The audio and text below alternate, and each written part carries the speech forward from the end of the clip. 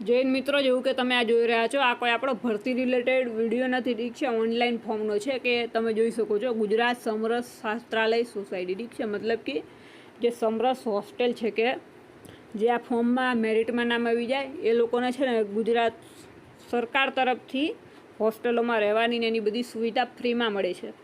તો એ માટેના ફોર્મ છે, ઠીક છે. અને હોસ્ટેલો માટેનું નામ રાખવામાં આવ્યું છે ગુજરાત સમરસ હોસ્ટેલ, ઠીક છે. અને એનું નિયંત્રણ કરનાર જે છે સમરસ હોસ્ટેલ સોસાયટી છે.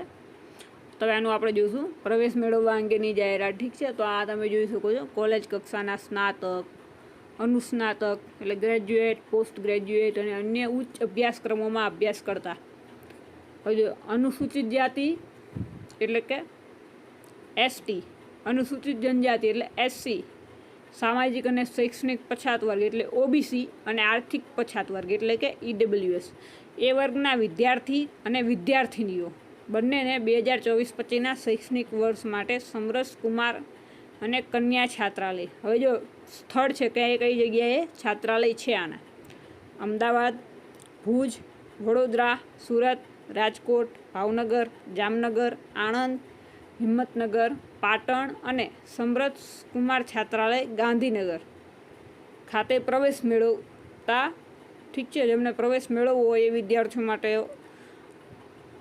અરજી મંગાવવામાં આવેલ છે કે જેની વેબસાઇટ આપેલી છે સમરસ ગુજરાત government.in વેબસાઇટ છે. અને ફોર્મ તારીખ જોઈએ તો લાસ્ટ ડેટ આની 20 જૂન 2024 છે, ઠીક છે. 20 જૂન 2024 રાતે 12 વાગે ફોર્મ ક્લોઝિંગ થઈ જશે, ઠીક છે. એટલે 20 જૂન 2024 પહેલાં ફોર્મ જે ભરાવા ઈચ્છતા હોય એ ભરાવી લે.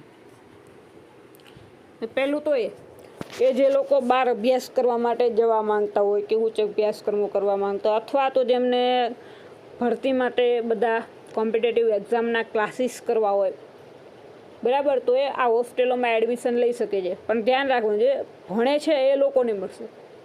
ભણવાની સાથે સાથે તમે અન્ય કોર્સ કરતા હોય કરી શકો છો, પણ એમને ભણવાનું હોય ગ્રેજ્યુએશન માટે કાં પોસ્ટ ગ્રેજ્યુએશન એનાથી ઉપર, ઠીક છે, એ બધામાં એડમિશન લઈ શકે છે. હવે એની પ્રોસેસ આપણે જોઈશું કે આનું કઈ રીતે સિલેક્શન થાય તમારું સમરસ હોસ્ટેલ માટે, ઠીક છે. તો આમાં તમે જોઈ શકો છો કે જેને ગ્રેજ્યુએશન માટે, ઠીક છે, ગ્રેજ્યુએટ થવા માટે જે બીએ કે બીકોમ, બીએસસી એમાં જેમને એડમિશન લેવાનું હોય તો એ લોકો માટે તમારા 12મા ધોરણની ટકાવારીનું મેરિટ બહાર પડશે, ઠીક છે, 12માની ટકાવારી ઉપર. અને પોસ્ટ ગ્રેજ્યુએશનવાળા છે તો એમને ગ્રેજ્યુએશનની જે માર્કશીટ હશે એની ટકાવારી ઉપર એડમિશન મળશે, મેરિટ બહાર પડશે, ઠીક છે. અને મેઇન શું છે કે 50% કાં એનાથી વધારે તમારી જોડે માર્ક હોય, ઠીક છે, તો જ ફોર્મ ભરવું. નહીંતર પછી 50%થી ઓછા માર્ક હોય તો ના ભરવું. તો કેમ કે મેરિટમાં નહીં આવે. એટલે આમાં લખેલું છે કે 50%થી ઓછા માર્ક મેળવેલ ના હોવા જોઈએ. પછી બીજું છે કે રિન્યુઅલનું, કે જેમણે ગયા વર્ષે ફોર્મ ભર્યું હોય અને મેરિટમાં નામ ના આવ્યું હોય તો આ વર્ષે ભરી શકે છે.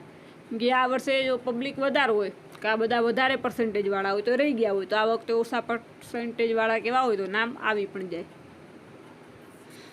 બાકી આમાં બીજું કાંઈ છે નહીં. અને અરજી જોવાની જે છે એ ઓનલાઈન જ અરજી કરવાની રહેશે, ઠીક છે. બાકી બીજું કાંઈ નવું છે નહીં. કામ આપણે જે જોયું એ તે. અને તમે અરજી કરશો, અંદર બધી માર્કશીટની એની બધી ડિટેલ્સ ભરશો, એના ઉપરથી સિલેક્શન થશે. અને સિલેક્શન થશે એટલે તમારા મેસેજ કે આવશે જેમાં તમે જોઈ શકો છો, ઠીક છે. બાકી આ સિટી તમે જોઈ લીધું કે સમરસ હોસ્ટેલ કઈ જગ્યાએ છે, ઠીક છે. ગાંધીનગર, ભુજ, વડોદરા, સુરત, અમદાવાદ, રાજકોટ, ભાવનગર, જામનગર, આણંદ, હિંમતનગર, પાટણ, ઠીક છે.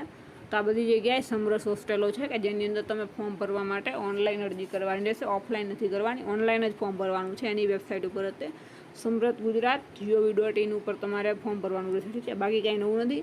ઘરે બેઠા ફોર્મ ભરવા અમારો કોન્ટેક્ટ કરી શકો છો તમે, કે ડિસ્ક્રિપ્શનમાં આપનો નંબર આપેલો છે, ગ્રુપની લિંક આપેલી છે, જેના દ્વારા કોન્ટેક્ટ કરી શકો છો.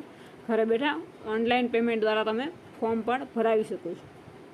અને આવી જ ભરતી માટે અમારી ચેનલ સાથે જોડાઈ રહો. ગુજરાતની તમને મોસ્ટ ઓફ જે ફોર્મ ભરી શકાય એવી સારી બધી અપડેટ તમને અમારી આ ચેનલમાંથી મળી જશે, એ પણ ગુજરાતી ભાષામાં. અને એ સિવાય જે ઇન્ડિયાની હશે, ઓલ ઓવર ઇન્ડિયાની, કે જેમાં બીજા જેના પણ લોકો ફોર્મ ભરી શકે, તો એ બધી ભરતી હશે એ તમને હિન્દીમાં મળશે. કે જેનાથી બધાને લાભ મળી રહે એના માટે.